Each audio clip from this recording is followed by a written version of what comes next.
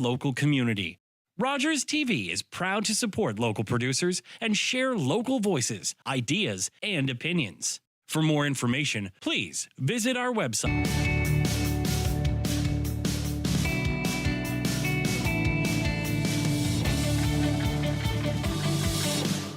Welcome back to KickBack. My name is Ben Strasser, and I'm so excited to have you join us. I'm also excited to have Mark. Mark, thank you so much for being here today. Absolutely. I believe you've been on a few times, I think, but for sure the first. Yes, I was on the first KickBack with you, doing interviews. We did things about my book on mental health for first responders, and then I actually got to co-host one of the segments, and it was really fun. And I still think about that day. It was a fun day. We had a couple of comedians on, literally, and myself and my friend Lucas, and that was fun. Yeah, it was a good time, and I think that community is such a big part of that, and that's what we weren't expecting with this. Totally. Was how the community of the individuals that work in the field, but that have also experienced it, how they all kind of rally together to advocate. Mm-hmm. And so today we wanted to talk a little bit about the importance of community when dealing with mental health. So can you share a little bit about what community does? Well, actually, we have a piece when we talk about community mental health. I mean, that's a form of practice that we do, and it's interesting because we're seeing a lot of issues within our communities. And I speak sort of as the former chair of the Brantford-Brant Social Services Committee. We've seen a long history over a long period of time of these issues that are brewing, things like encampments, drug use on the streets, mental health, et cetera. But so much of it is related to how a community can or cannot support or will not support folks. So when we look at things like housing issues that we've seen for 30 years, right? You're not going to get your best mental health if you're unhoused, right? So community has to step up. That's one aspect of it. But when we look at community mental health, it's not all political. It's also about how we interact with, treat, and what we kind of see as valuable interactions in order to deal with these sort of things. So we need to have a really strong private sector of folks that can help folks who can afford mental health. My wife's a private practice social worker, Illum Counseling, and there are many others in this community. Then we also need to have a strong social service bent, which uses public tax dollars and tries to use them in the proper way. But then we also need the broader community of the provincial and federal governments to, this is called KickBack, right? They'll all kick in. And what happens right now is a lot of times all three levels of government are supposed to contribute equally, but the municipalities just don't have the same resources that the province and the feds do. And a lot of times they're at the mercy of those. So in order to have really strong community mental health, we need to have people in the community that are willing to advocate for it, willing to treat people well. We need to see where our communities are at, and they all have different problems and different needs. And we need the broader community represented by all the levels of government to kick in to actually approach solutions properly. Right, and I think that oftentimes people can think and see that, and it's such a big problem. It's a big thing. What are some small steps that people watching at home would be able to take to help make that big problem a little bit smaller? Sure. Well, I think one of the things folks have to do is to understand that so much of this is interconnected, right? It's interconnected with things like poverty, with jobs, with many things. And you do hear a lot of rhetoric, just get a job, but we actually don't have enough jobs for everybody who is looking for one. I mean, if we did, we wouldn't have an unemployment rate. Right. The unemployment rate is only for folks who are looking for work. So if you look at folks who aren't, and a lot of them are folks who are unhoused or folks that are living with disabilities, we don't even have enough for everybody who's in a good position to try and actually get a job. Right. So that's kind of a myth, that full employment piece. So it can't just be that one factor. I worry sometimes. I teach in social service work, and I worry sometimes, and there's an old Brantford politician who passed away a long time ago now, Derek Blackburn, who used to say, be careful of pat answers, right? Because it's more complex than that. There's a housing element, but there's a hospital element, there's a community element, there's a mental health element, there's a poverty element, there's also just an element of people having trauma and addiction, right? And they're often hand in hand. So it's a lot for folks to try and understand, and what they end up seeing is, hey, there's too many people at this park and they're here overnight and I don't feel safe, and they don't see the 30 years, 40 years of policy and community decisions that lead to that. Right. Right, and that's scary and that's something that we've been talking about throughout the course of today, and the last 8 years. It's not a new problem, right? And I think that people can feel lost, and then they get into that place of just feeling like, oh, well, this is the answer, but they aren't seeing that bigger picture. So if people wanted to get a better idea of what's going on, what would be some... I think what people, as a community, what's ideal, like we can't fix every problem, and us at home and us in this, like just taxpayers aren't going to be able to fix it all. But what we can do is we can go check in, right? And I don't mean necessarily with individuals, but I mean go to the spaces like the Why Not City Missions and all the places that you're probably having on here, the emergency meal programs, the churches, the mosques, the synagogues that are doing that outreach work. The community health centers, the Grand River Community Health Center is a great one, and ask how you could volunteer and how you could help. And I know, when I was working at Laurier here in town, I remember we were cutting vegetables for an emergency meal program at St. Andrews, and it was a really nice feeling. And I come from a social work background. I was teaching in the social work program and helping the placement students, and there was this older lady who was cutting with me the whole day. And I said, oh, isn't it wonderful when you see folks who are here and they're getting fed? And she goes, oh, I've never come to the actual meal. Yeah. And I said, oh, why is that? And she was like, I come here, I think she was like 3 days a week, and I help set up, but I just couldn't handle actually seeing people in that distress. And I was like, oh, isn't that interesting? And you can judge that, but I actually took that as, here's somebody who knows what their limit is and knows how they won't be helpful, but they know how they can be helpful. And cutting those carrots and peeling those potatoes and doing that work, that it all helps. We do the things like Socktober, and I helped to do Socktober here for many years. And it's great, but it is very much a Band-Aid. It's going to help with one aspect of it, and sometimes we don't do the next thing, which is go put in the time, see how the frontline folks say the help is needed.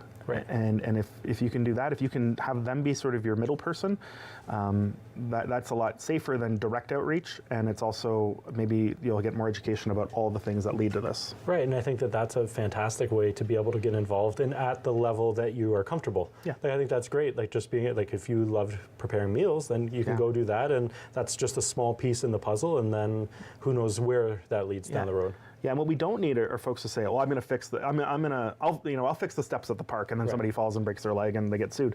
What we need are folks who are, there are so many frontline folks in the social services that have ideas and would say, sometimes what's going to help in this season is different. What's going to help in another. This person a different, this neighborhood a different thing than another. And I think to be cognizant of that is just ask the people who are already doing that work and see if you can help them, as opposed to, I'm a strategist, I'll fix it all. No, you're not going to, you're individually, and I'm not, and you're not going to build 600 homes in Brantford for people who are unhoused. But can we go to the meal providers, the emergency services, the frontline workers, and those committees, those boards, those groups, and say, okay, what can we do to help? And it's going to be different, and what I say now might be different than what is needed in February or May or whatever. And that's an important element of this too. And it just seems like it's something that it's a big problem, and like you said, it's been going on for a very long time. And it's not something that's going to be fixed overnight. No, it's actually going to get worse. And it's going to take a lot of love and compassion and patience and all of those things to be able to, and we've got about a minute left before we go to break. So the other thing folks can do, I think, is also make sure that they take care of themselves and those they do have that connection with. Like, we're not always going to be able to save the stranger. And also a lot of times when we do, we're doing that with lots of judgment and lots of, we think this will help, and it's actually not what will help. But within your own families, within your own little communities, maybe there are opportunities to take care of your loved ones, take care of yourself, make sure that mental health is something you talk about, that therapy is not seen as this like negative thing. And some of that attitudinal stuff, that will create change. Just like this problem started 40 years ago, a lot of these solutions can happen now and pay dividends 40 years from now. And thank you so much for joining us today, Mark. We'll be right back after this.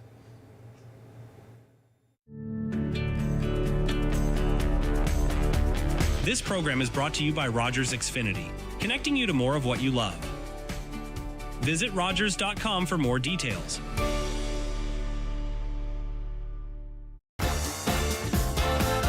Hello, welcome to Lions TV Bingo. An announcement, we are now on Mondays. Yes, every Monday from now on, Lions TV Bingo is going to be here on Rogers, and we're off like a herd of turtles.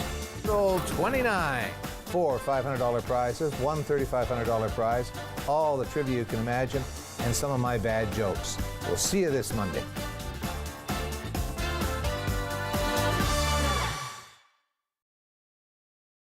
I am Gagwege. My name means everything. Tom Longboats. I am Wolf Clan, Onondaga Nation. I've run many different races. I've run to survive and to be free. I've run to win for honor. His people might be lazy, but this one's damn fast. My people respected our runners, people who carried important messages from village to village. I need a guide to the next post. Dispatch carrier, sir. I can get you there. God's sakes, man, slow down. Who do you think I am, Tom Longboat? No, sir. I am. Running makes me feel alive. It's everything. Tom Longboat was the first Indigenous person to win the Boston Marathon. He ran his way to international fame and became an inspiration to generations of athletes.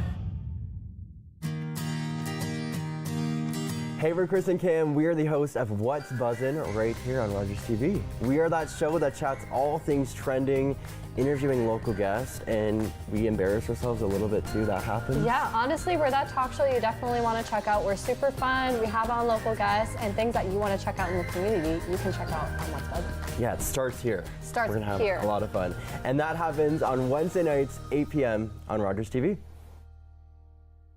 It's the personal finance show that dares to ask those money questions you've always wanted to. Join Mike Bregueth when he talks with experts on all aspects of money. Money Matters with Mike Bregueth, Thursdays at 8 p.m. on Rogers.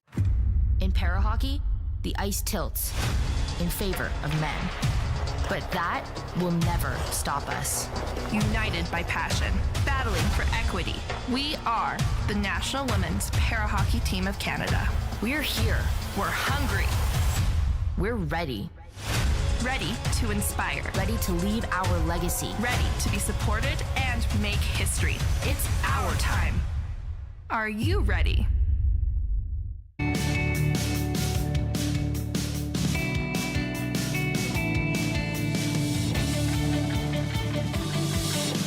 Welcome back to KickBack. My name is Ben Strasser, and I am joined by Mark. Mark, thank you so much for joining me in studio again today. Yeah, no worries. I'm happy to do it. I've loved KickBack the whole 8 years. Yeah. And with that, we wanted to talk, to change gears from what we normally talk about. Mm-hmm. You're a mental health educator. Yeah. You're teaching the next generation of people that are coming into the field. What are you noticing from that perspective? Sure. As an educator, seeing those students and working with those students? Yeah, well, students are like any group. They're not immune from all the stuff happening in the world and how that might feel, and it's very big, right? And it's interesting because I always look at social workers, social service workers, child and youth workers, folks who are in those fields. We're part of multidisciplinary groups, right? But we're often lower on the ladder. With those, like I worked with, doctors and lawyers and administrators, and it's like, yeah, what do you know, right? And it's like, actually, we know quite a bit, especially about the sort of issues that are big in the zeitgeist right now. So I noticed though that, my students, for example, aren't immune from those same issues that we're seeing in the community, and in fact, one of the good things about that is that a lot of them come from communities that are distressed in Hamilton, Brantford, all over Ontario, all over the world actually, lots of international students as well. And they have their own mental health, right? And school's an interesting one, right? So anybody there, if you're a parent of somebody who's going to a college or a university for their education, realize that the semester format is not the usual format of how we live our lives, right? And there are busy times and things that are sort of disorganization that happens early in a semester can have consequences later.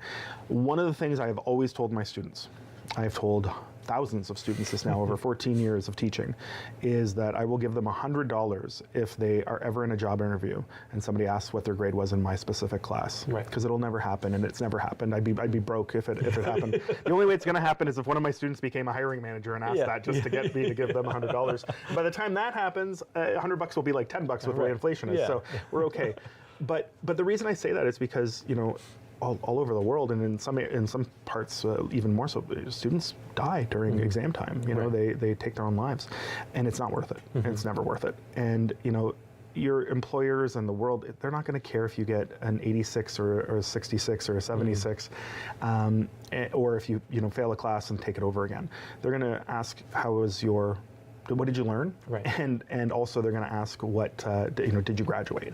And there's a lot of ways to get there, right? Rudyard Kipling used to say there are 69 ways to make a lay, and every single one of them is right. And there are lots of ways to go through college, university, et cetera. I took 4 years for a 3-year program. Nobody thinks I'm an idiot. Well, actually, that's not true. Some people do, but that's okay. And I have a strong mental health about it. But that there are lots of different paths to get where we need to go, and to not succumb to some of those worries about these big deadlines. Right, and like you said, that's not necessarily realistic to life either, right? So it's very different. For the parents that are potentially watching with kids that are in college, university, at that level, high school, whatever it is, right? And what would you suggest to them to help their kids? I would say, honestly, just taking an interest in what they're doing when it comes to school. That can be really helpful. Sometimes I think, and I remember this from being a student several times in several ways, that people outside of, especially if you're in a specialized field, they don't know or they don't understand what you're doing, and it can be very isolating. And isolation is one of the issues that can exacerbate our mental health. So if you can make people feel less isolated by asking like, oh, what's this project about? And and maybe it's some boring history project, but it might not be that boring if you really get into it with them. And not to do it with them, not to help them, but just to show an interest. That keeps that touchstone. And when people feel like they're getting untethered, hey, how's that class going? I know you had a hard time with that one prof. How's that? Has it improved at all? Things like that. That can just bring somebody back in to go, I can talk to this person when I need to, and they might not always need to, but just to know you have an interest in what they're doing, not how they're doing it, not what their grade is, but like, hey, what are you learning? What's up? And how's it going? That to me keeps students more tethered to these people in their lives that can be supports for the long run. Right, and a lot of times you're leaving home to go to school, right? So and that might be the first time that you are leaving and being out on your own, and that comes with all sorts of other things. First semester is really hard in any educational institution, I think, not because necessarily the courses are hard, but parking is hard, and getting your student ID is hard, and figuring out how I'm paying rent and making my own food, and not developing some habits that I'll just get food every day instead of being able to make it and things like that. Like those things can become overwhelming over time. But that first semester, it's less about the course material, in my opinion. Most stuff's intro, right? It's about all the other stuff. Students tend to do better in second semester in most educational experiences because they know how the online learning part works. Like in order to Dropbox their stuff, they know where to park, and they know where to get good food, and they have some more friends, right? It's that first piece. But the thing is, even positive change like education, any change creates a crisis, right? Get married. There's a lot of moving parts here. Have a baby. All that, we both know these things, right? But then that crisis, if you deal with it, creates capacity. And I think parents want to see their kids develop capacity, but in order to develop capacity, they do have to go through some crisis, right? And they do have to go through some learning, and they do have to go through some things that are hard. And so to be there for them, to support them, but not to do it for them, right? But to be that tether, to develop a different relationship with them as they go into that adulthood, different stage, I think is so beneficial. And then for students, it's to do the things to have a full life, not just work and then I burn out and then I'm done. But it's hard because students are often working and school, and a lot of them are parents, and a lot of them have these sort of compacting issues, right? So it's not always like they're being supported the way they think they would be. And so from when you were in school and learning how to become the skill set that you have now, I'm curious to know what the difference is between what the students are coming in now as far as like their why goes. I actually think students are, we've talked about this before in other venues, but I actually think the future is pretty bright. Like I think these younger people, they have way more lived experience. They're when I know I had lived experience when I went into social work, but not everybody in my class did. Now, pretty much everybody does, right? And I think that's a good thing. I think that they are more cognizant, more aware of systems, and I think actually what they really need is a little bit more empowerment from older generations like myself, now you, and people older than us, as opposed to the whole like, man, they have it so easy and they're just whiny, Zennials, millennials, whatever generation is. I actually see really hardworking with it people who are these young people, for the most part. And are there some that that feed into a stereotype about younger folks, sure. But there were in my generation and your generation too. Everyone. Yeah, I mean, Pauly Shore existed, you know, as a caricature when that might be a reference not even good enough for you. I know the name. Yeah, you know the name. But there's always been the Piccoli, the Pauly Shore, and I don't know. There's one version in your generation. I just don't know because I'm too old. Yeah. But the point is I think that's always existed, and there's always been that piece. But man, they're really smart. They're really with it. They're really knowledgeable, and they're not living online in the same way many of us are. They're not living their lives in public like a lot of us do in that way, but whatever that looks like with how they do social media. So I actually think they're going to be better off when it comes to the mental health with social media. I think folks your age, my age and up, we're actually having a harder time with that piece than they are. And I just so much appreciate you taking the time to come in, Mark, and sharing your knowledge and your experience. Thank you for the work that you do, and we will be right back after this.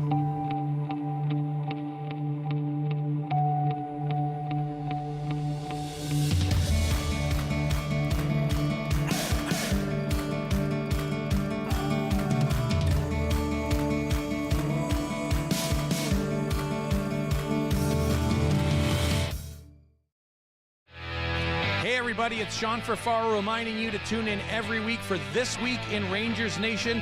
It's everything our town that you want to know about your Kitchener Rangers. Catch it every Friday at 6:30 p.m. right here on Rogers. I don't care what the law is. I will never be a slave. That word, I hate it. It rests on my tongue like rot. Peter? How does it feel to get paid for your work? There are rumors freedom's coming for us all. Freedom, you know that's all I want. Chloe, careful. Real men would rather sell you across the river to America than let you go free. Then I'll run. I've run before. Maybe this time for good. No! Get her into the boat! No! Chloe? Chloe, no!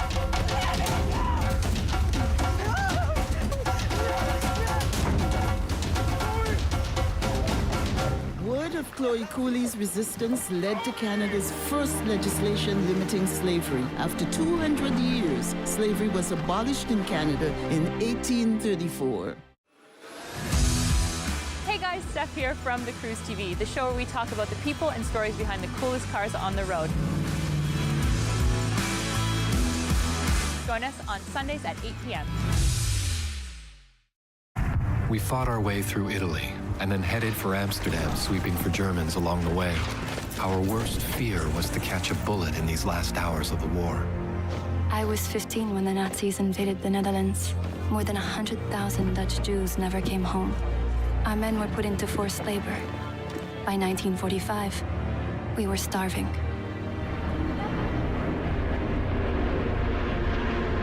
The food drops gave us hope. And then the Canadians came. Before Amsterdam, I couldn't have explained why we were there, all those years away from home, but the Dutch showed us why it mattered. Papa wanted me to bring some soldiers home to thank them personally. And that's when I first saw Wilf. And I invited him over that afternoon. Marguerite Blaise married Lieutenant Wilf Gildersleeve. They moved to Vancouver where they raised 8 children. Today, the Dutch still remember the Canadians who liberated them.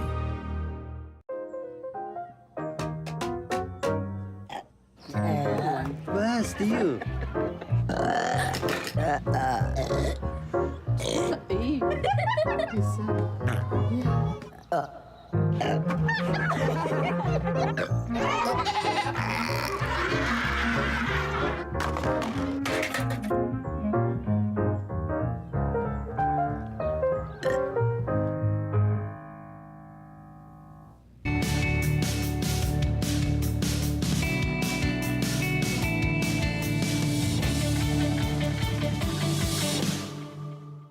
Welcome back to KickBack. My name is Ben Strasser, and I am now joined by friend of the show, Dr. Jody. Hi, welcome. Thank you. Welcome. Thank you for being here. Absolutely. I'm so excited to have you back. Yes. This is the 9th year that we've been doing this. I'm pretty sure that you have been involved at every one. which is really cool. And it's been neat to see the journey across that time and to see how everything shifts and changes and flows. And it's pretty cool, especially a doctor now. Thank you. Which is wonderful. So congratulations on that. Thanks so much. We wanted to talk about soul work. Yes. And just understanding that. So can you please introduce that to the audience? Yes, absolutely. So I'm a trauma therapist, so I look at the whole person. So in holistic healing, we look at mind, body, and soul. And a lot of counseling focuses mostly on cognition or, some of the somatic work that we've heard earlier today too. But mind is the cognition, so the things that were primed to us, those core beliefs that were taught to us. Body is where we store all of the trauma, the arousal responses, the emotions. And then soul is a part that's often left out in therapy, and yet a huge part of the journey around looking at who are you authentically. Right. So removing those masks, removing all the cognitions, all the core beliefs that you carry that are no longer in alignment with you, and being your true self. Right. And so identifying what that actually is. Right, and how many selves would you say the average person has? Right. One core self, but there's multiple ways that you present to the public, right? And the goal is to find that one true one. Yes. So alignment with personal and professional life. So in all ways of your life, are you doing what is your soul's passion, or that core passion that you have, or the thing that gives you energy or drives you to do, what you feel is like you're a collective puzzle piece. And when you add that in with your unique things that you offer, it creates a whole puzzle. Right. I think that's such a beautiful idea and such a cool way to be able to look at that.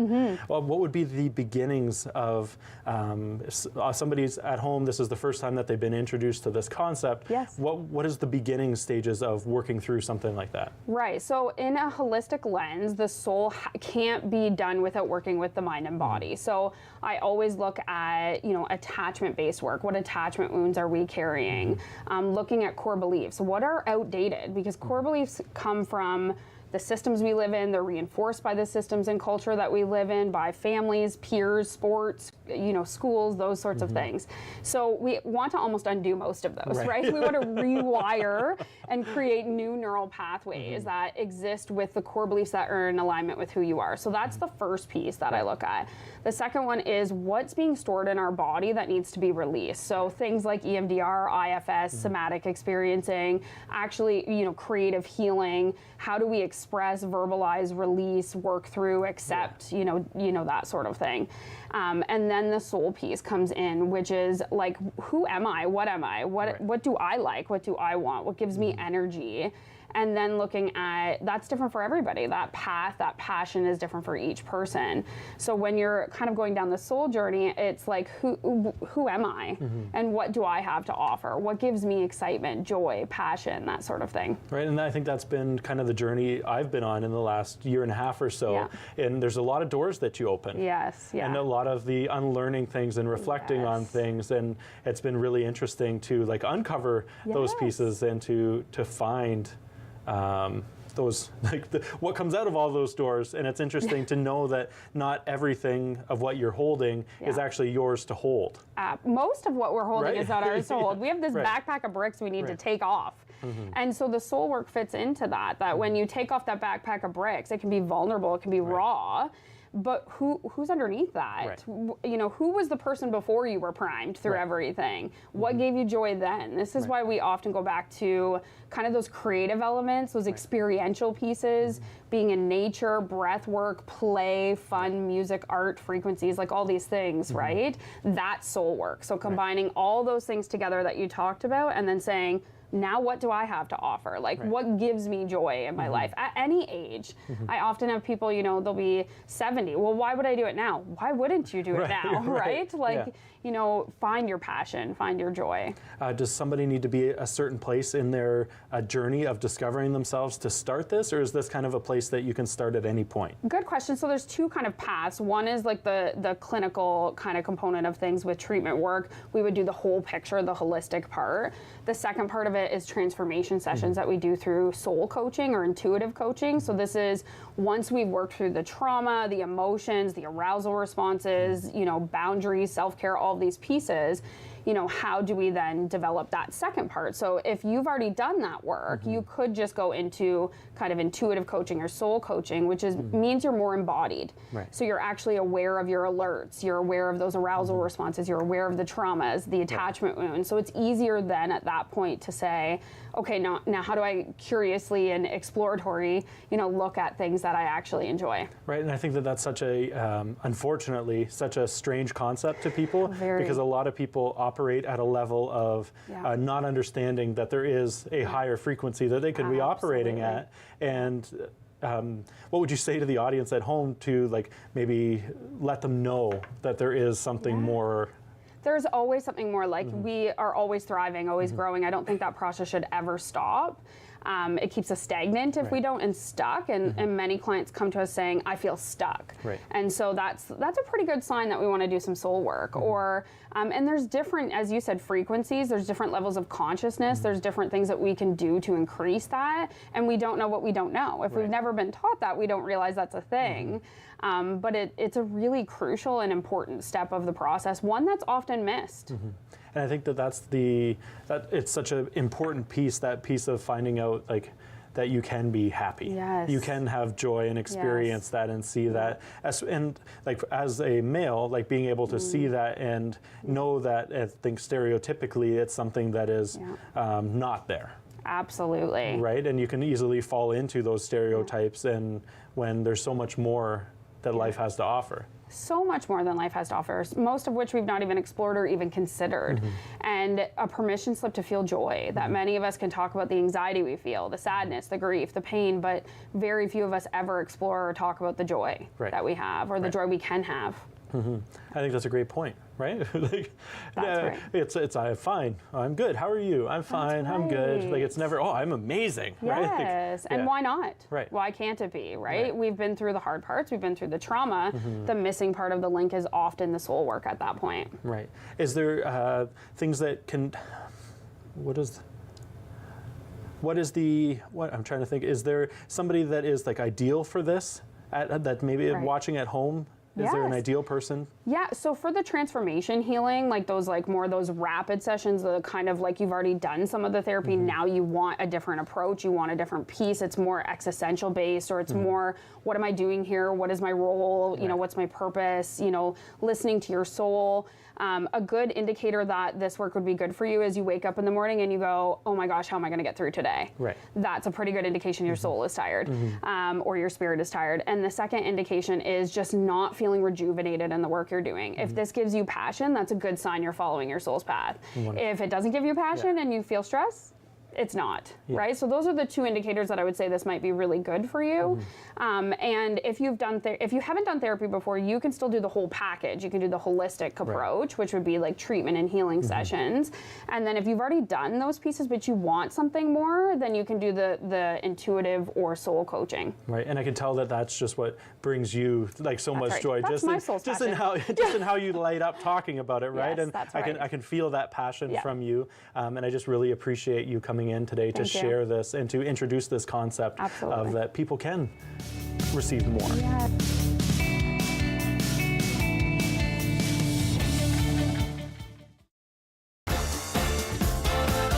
Hello, welcome to Lions TV Bingo. An announcement, we are now on Mondays. Yes, every Monday from now on, Lions TV Bingo is going to be here on Rogers, and we're off like a herd of turtles. Roll 29.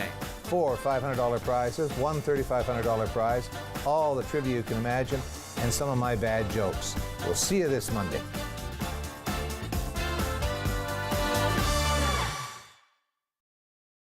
Personal finance show that dares to ask those money questions you've always wanted to. Join Mike Bregueth when he talks with experts on all aspects of money. Money Matters with Mike Bregueth, Thursdays at 8 p.m. on Rogers TV. You must be the reporter. Come with me. So, Miss McGill, how does it feel being Canada's famous women engineer? The real story is the work we've done retooling this factory. To build the Hawker Hurricane? Indeed. 40 planes last month with a capacity of up to 100. Our fighters are over England as we speak. Of course, it pains me to see airplanes mass-produced like boxcars or baby carriages. But in war, We make concessions in favor of innovation. You must feel at home, though, managing all of these women. I'm not here to manage women. Well, you must admit it is an unusual job. I'm the chief engineer here. I do what engineers do. That's all. What are we doing now? We're to win this war. We need to know how she flies. Elsie McGill was the world's first female aeronautical engineer. She oversaw Canada's production of Hawker Hurricanes during the Second World War, earning her the nickname Queen of the Hurricanes. Public transit, garbage pickup, parks and recreation programs, snow removal on your street. How can you stay informed about these and other important local services? Tune to City Council coverage on Rogers TV. See your community leaders at work on Rogers TV City Council coverage.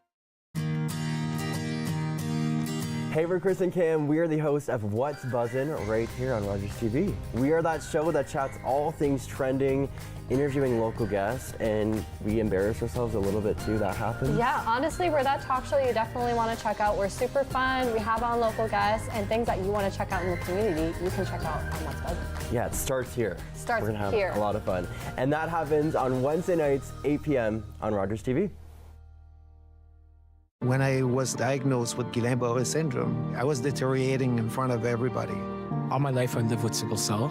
I went through a tragic crisis that put me in a coma for 3 weeks. While I was in there, I received a lot of blood to put me in a healthier state. I was given the plasma then through IVIG. Even though that happened so long ago, it still has a massive impact on me today. Thanks to donors, I can live another life.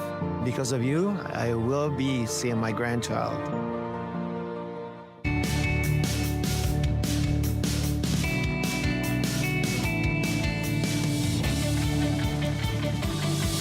Welcome back to KickBack. My name is Ben Strasser, and I'm now joined by Dom from Life Force. Dom, thank you so much for joining me in studio today. Thanks for having me back.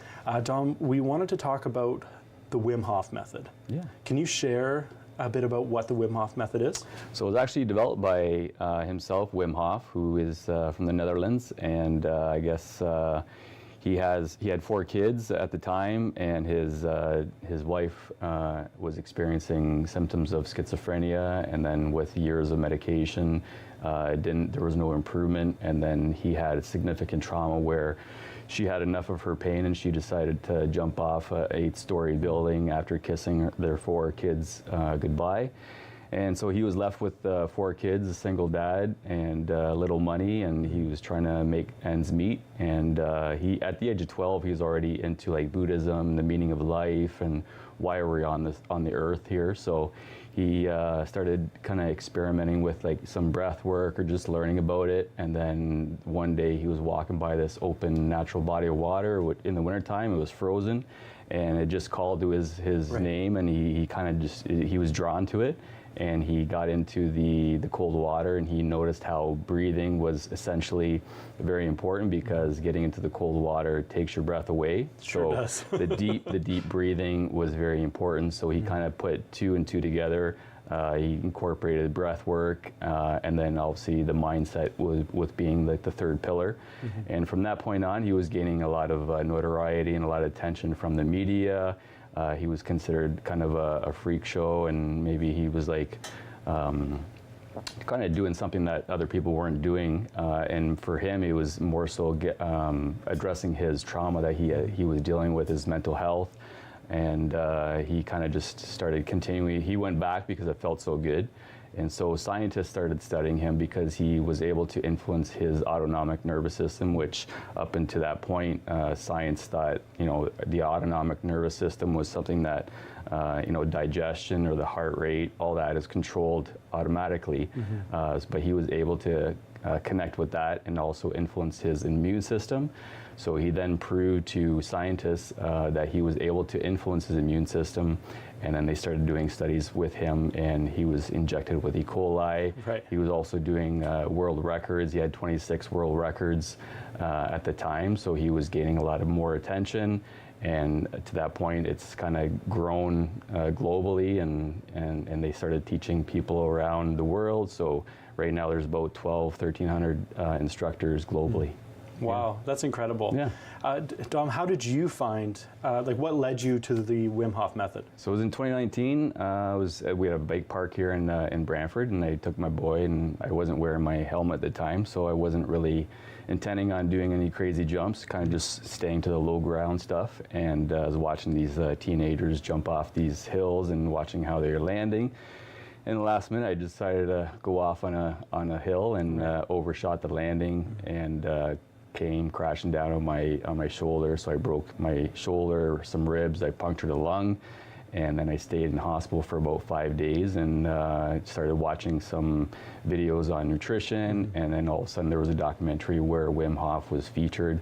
And from that point on, I think it was the attention of him being injected with E. coli. Right. And so I thought at the time that he was the only person on earth that would be able to do something like this. And he says, no, like anyone with a little bit of training is very capable of doing this. So that's what kind of, as soon as I was able to be discharged from hospital and continued doing some research at home, and then I just kind of went for it. I laid down on my basement floor. It was a YouTube video that I played for simple rounds of Wim Hof breathing.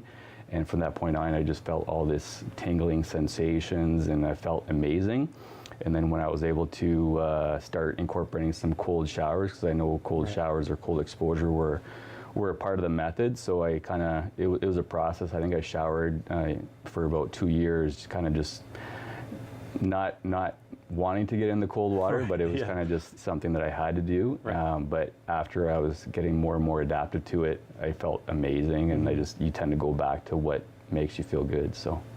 Right, and I think that's just cool that you found that, like that call, similar to Wim being called into the water, right? Exactly. Like this found you at the right time to be able to do that. Yeah, it was a period of some trauma and a little bit of some addictions and negative behaviors in my life, and I just wanted to change. So this was kind of, I think it was almost like a message from the universe when I was going off that jump and then got slammed down on the ground and saying it's time to make some changes in your life. So I think that was the turning moment for me. So yeah.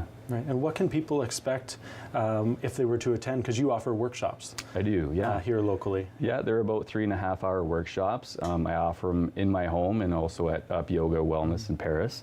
And it's you learn the method, the science, what's happening in the body, physiologically, mentally, hormonally, and being just it's a total reset of body and mind. And you're connecting with your heart, and then you're also upregulating your genes. If you look into epigenetics, switching on genes for well-being, and also influencing your immune system. So a lot of people obviously have fear with their immune system, especially with COVID, and like you have other inflammation issues. It's huge with respect to that health aspect. Right. I know there can be some fear around the cold water aspect, but the breathing, I took your workshop back in September, I think, and the breath work was just the part that I wasn't, when I did that, I wasn't focused on the breath work part, and I wasn't expecting it to have such a big impact in that moment. I remember doing the breathing and actually like getting to the point of being so relaxed and that tingly feeling and falling asleep. Can you just share a little bit about what people, like who should, if they're at home, the audience right now, and they're thinking that, oh, maybe that's something for me, what would you tell them? Someone who's dealing with a lot of stress, inflammation, some pain, autoimmune issues, anything that they want to not have anymore, should definitely explore or even just research and try out the Wim Hof and come to a fundamentals workshop, learn what's happening, because you need to know your why of why you're doing something. Like we need to know why we're going to the gym or why we're eating healthy or why we're connecting with people, because at the end it makes us feel a lot better about ourselves. And then, so you learn about the science, and then I guide people through some breathing. I incorporate some music, some phrases during the breathing, so people are at a relaxed state, and you're just calming your nervous system. You're becoming alkaline. We're bringing a lot more oxygen into the blood, You learn different aspects of your immune system, your nervous system, lymphatic, all that, and then even knowing how to breathe, because a lot of people are breathing in the upper chest. We're in a very sedentary lifestyle, in our cars, in our offices. We're very like hunched over with our devices. So this kind of allows people to kind of just explore the different ways on how we can breathe better by using our diaphragm, which is like our largest skeletal muscle that separates our lower organs and our lungs. So yeah. And I think it's just incredible too, like it's something as simple as breathing. Right, and I think a lot of people take it for granted that oh, it's just breathing, right? I do that all the time, but it was cool to be able to witness that and see that and feel that, and it's something that you can walk away with and use in your day-to-day.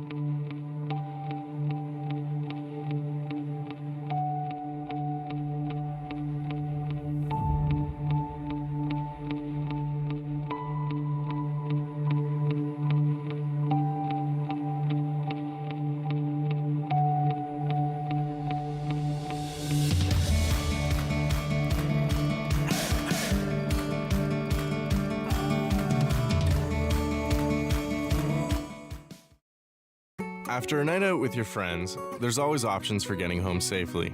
You could call your BFF, your mom or dad, whoever you can count on for a safe ride home. You could call your favorite cab company or 1-888 taxi guy. Or you could use the Arrive Alive smartphone app to help you choose your ride. Be it a friend, transit, or taxi, getting home safely is app easy. Now available for iOS and Android devices. Visit arrivealive.org to find out more. Arrive Alive, drive sober. My Uncle Cheney was one of over 150,000 Indigenous children that were taken to residential schools between the 1800s and 1996. My uncle ran away from school wanting to get home to his mom and dad, and sadly he didn't make it and died of exposure. When Gord Downey found out about my late Uncle Cheney's story, he wrote Secret Path, a series of poems that became an album, then a graphic novel, a documentary, and a concert. Gord met my family, and together we formed the Gord Downey and Cheney Winjack Fund. Together we are sharing Secret Path and other reconciliation resources with legacy schools, setting up legacy spaces across Canada, and hosting events like Secret Path Week to inspire all Canadians to engage in reconciliation. Before he left us, Gord asked us all to do something. You're gonna figure it out. Will you join us? Together we can make Canada a better place.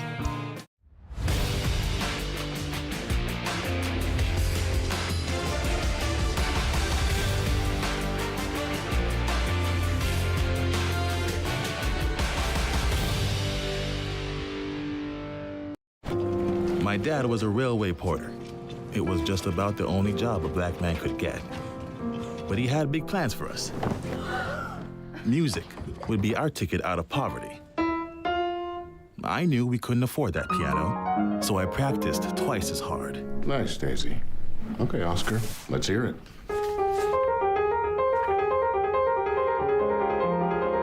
Turns out I wasn't half bad. Then I found jazz. It found me. It wasn't all easy, though. I faced a lot of hate, but I found my stage. They call me the man with 4 hands. Well, I don't know about that, but let's see how far this ticket takes me.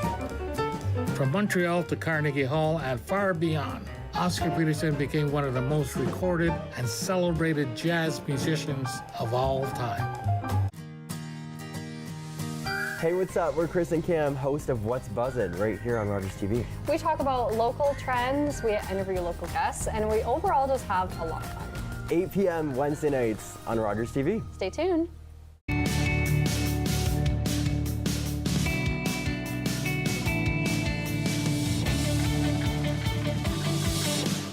Welcome back to KickBack. My name is Ben Strasser, and I'm now joined by my friend Jill Ferris, co-owner of Up Yoga and Wellness in Paris, Ontario. Jill, thanks for coming back. Thanks for having me.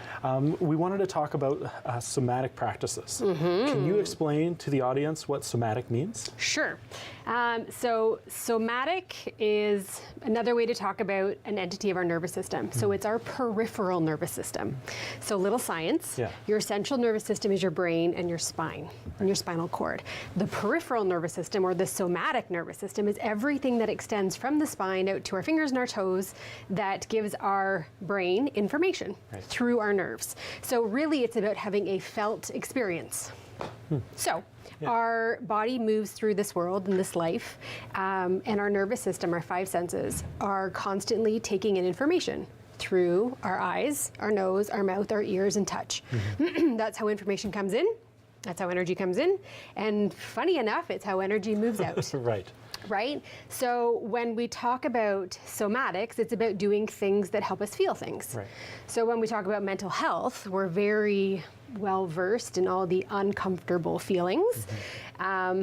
And the cool thing about somatics is you can easily help the body release uncomfortable things using the same vehicles that perhaps we had the experience in the first place. And I think that that's just so fascinating, and a lot of it can be done with somebody to help you work through that, such as yourself. But you can also learn different techniques to be able to help, like self-soothe. Can you share what some of those techniques might be? Okay, so they're totally free and everybody already knows how to do them.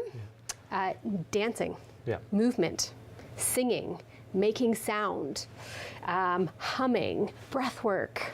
You know, you can get into a little bit more formal things like tapping. Which when that was first introduced to me, I would tease Rachel about tapping, and my wife Rachel, and I would tease about doing that. And like, honestly, it's something that it really does work. And I've seen it work, and I've felt it work. And even my grandfather, actually, I've got a video to show you of him, but he went away on a guy's trip, and he said, I couldn't sleep. And he's like, then I remembered Rachel and Jill. And he started doing the tapping motions, and he was teasing and mocking, but he was also doing it out of a place of, he's like, and then I fell asleep. And just like how powerful that is, and having him share that, and so that was just really cool to be able to have that and him take that and use it. And so I think that that's really cool, and again, it's something that is free to be able to use, and something that you can use right away. And I think that was a big part of your journey, right? Was tapping. It was sort of it was the very first tool that actually gave me some relief from my anxiety and panic. You know, because I started down the talk therapy route because that was what I was told to do. And it's not that it's a bad place to start, it just, for where I was too far down the rabbit hole for the talk to even register in my body. Like, they'll talk about not your brain coming offline, but you're in such a state of panic that the body almost protects you too well, that it doesn't let more of the cognitive upper, brain functions work, because you're really operating from a very lower place in your survival brain. And the tapping helps to bypass that, because you're utilizing acupressure points, which are talking to the electrical system of your body, and you're creating a vibration. You're creating like a drum beat. And if you think about it, when we were babies in utero, what was probably the very first sound that we heard was the heartbeat of our mom. Right? Yeah. That's so beautiful. Isn't it? You know, and it's really cool that how the body remembers those things without having a conscious memory of it, but your feeling body, your somatic body, very much remembers those things. And I think that's such an incredible concept, and something that I've just recently started to learn and acknowledge was through like you, right? And then it's just so fascinating to me how the body is able to hang on to things and we're not even aware of them. Right? Like we hold stress. Oh my gosh, in so many ways. Right? Some people hold it as indigestion. Some people hold it in their joints as pain. Some people hold it in their bowels and they have problems with bowel movements. Like, there are so many different ways that it manifests, and it's always unique to the individual. A lot of times we like to say, things always manifest in X, Y, or Z. And what I have come to understand, it is so unique to the individual. And that's why it is so important for us as the individual to really understand, kind of how am I wired? And there's lots of different ways you can do that, whether it's through astrology and your natal chart, or whether it's through the lens of traditional Chinese medicine, and you figure out which of the 5 elements sort of correlate to you. And or you can do it through the lens of Ayurveda as well. And when you understand sort of the certain things that you are drawn to, and things that balance you. So for me, heat, I love heat. Anytime I'm stressed, hop in the sauna, you know, give me a nice cup of tea, some like lovely dim candles or salt lamps, and that just automatically signals to my nervous system that I'm safe. Right. But other people, you know, maybe they are hot all the time. I usually run cold. For people that are hot all the time, maybe they go outside, maybe they go cold plunge. Right. Who knows? You know, maybe they are really refreshed by a very cool beverage. It's so unique. So it's really just about understanding yourself. And then when you've kind of honed that, it makes it really easy to move towards or use the skills that help to balance what shows up in your body, usually the first. Right, and how long of a journey was that for you to figure out to have all of those tools in your belt? Yeah, so it probably all started after my yoga teacher training. So the studio that I worked at, the owner was an Ayurvedic practitioner. So a lot of just the, you know, talkings and the comings and goings and the teachings at the studio very much centered around Ayurveda because that's what spoke to her. So it sort of influenced a lot of the rest of us teachers. And then she offered workshops. And I was just curious. Right. And I literally just followed my curiosity. And I was like, oh my God, that makes so much sense. There were some things that like didn't really land, but I just kept following the little tiny nudges. So I would say it has started, it'll be, well, that would have been in like 2015. Right, and I think that that's just important to take notice of how, like, it does take time, right? Totally takes time. To navigate all of those things and to be able to figure out what works for you. And there are so many different options, but a lot of the big ones that are kind of presented first when somebody says I'm struggling, that's not the be all and end all, right? Like if talk therapy doesn't work for whatever reason, there are a whole handful of other opportunities, right? And it's just about searching and finding what works for you. You know, I always say to people, you kind of have to go on a first date with a bunch of different practitioners and a bunch of different modalities. Right. You know, we generally don't marry the first person we ever dated. You know, you have to try. And if something doesn't land, that's okay. Just keep going. Right. Just keep going. Yeah, I think, and that's the good message, right? Is like not to give up hope. Like if you're struggling and these things that maybe work for your friends or like a loved one, they're not working for you. It doesn't mean that you are broken or bad. It just means that you are a different individual with different experiences and you need to be cared for in a slightly different way or have those tools. You need to use them differently or find something totally different. Yeah, and I love how traditional Chinese medicine and Ayurveda looks at an individual as just being out of balance. And they really do not diagnose anything. They will just say, you know, the earth or the fire element in your body, and that might sound really odd, but the certain parts of the constitution that make up my soul and this human body, they're just out of balance. And how can we help them come back into balance? Because there's nothing fundamentally wrong with me. I'm just having an experience and the scales are a little tipped. Right, and coming from like paramedicine and coming from that background, which is mainly science, and like heavily like mainstream science, to go to this journey, what was that like? That was a little terrifying, actually, because in medicine, sometimes it feels like you kind of eat your own. Like there's a lot of expectation, there's a lot of responsibility, and sometimes when you do things that are, or you talk about things, or you have just a different take that's very outside the box, it kind of puts a bullseye on your back, you know. And while you still do your job according to all of the rules and regulations that you need to do, it's kind of like, I don't know, you're just the oddball, you know? And for a long time, I hid all of the things that I did. Like people knew I did yoga, but that's nothing normal or nothing unnormal. So it took me a little while to come out of my energy medicine closet. Right. If you would like more from Jill, you can find her at Up Yoga and Wellness in Paris, Ontario. Thank you so much for joining us today.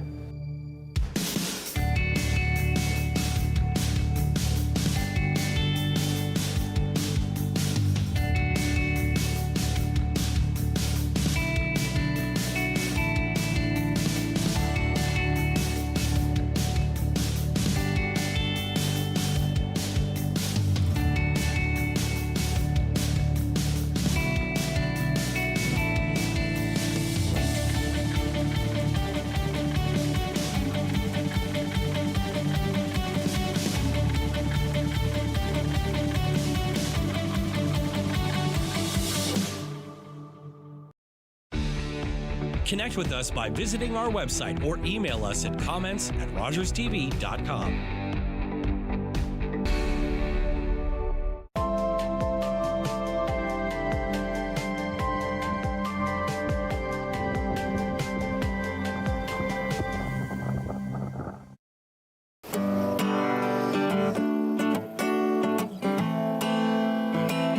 I'm a singer-songwriter from Six Nations, and I've been writing songs about my experience, and with that being said, it's helped me hold hope in my heart in following my